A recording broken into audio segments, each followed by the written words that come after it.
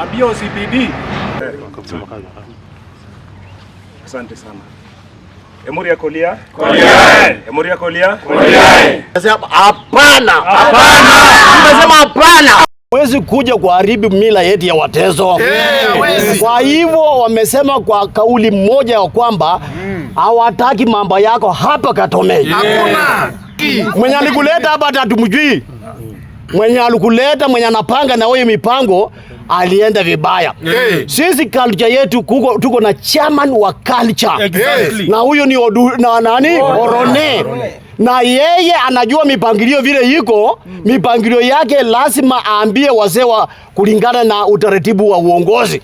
Sio kwamba unaamuka tu na useme unapeleka Katome. Wazee wamesema hakuna. Sisi Wateso tunaenda kauli yetu, tunaenda kwa mtu mmoja. Huyo ni nani? Ni laana kubwa kwa mtu asiyekuwa Mteso kuja kutengenezewa utamaduni kwa mwezi ulio kando ya Desemba. Alaniwe. Waliyepanga mpango ya kumtawaza mheshimiwa ni mtu alitoka Webuye, kama akiwa tayari aenda afanyie sherehe yake kule Webuye. Na Wateso wote uongozi wao unatokana kwa Emorimor ambayo chini imewachiwa bwana Boaz Orone.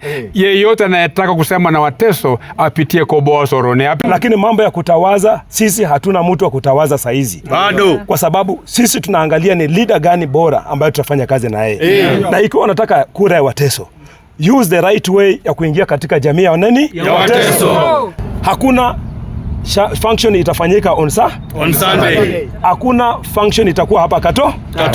Ile function itakuwa Katome ni sarakasi ya nani?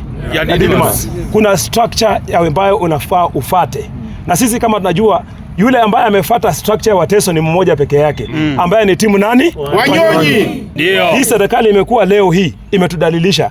Na hatuko tayari tena kwenda kwa serikali nyingine ya kutudalilisha kwa jamii ya Wateso. Ninaomba security agencies kupitia kwa OCPD wa Sirisia atusaidie on Saturday security kuwa hapo maximum. Bure mambo yatakuwa mazuri.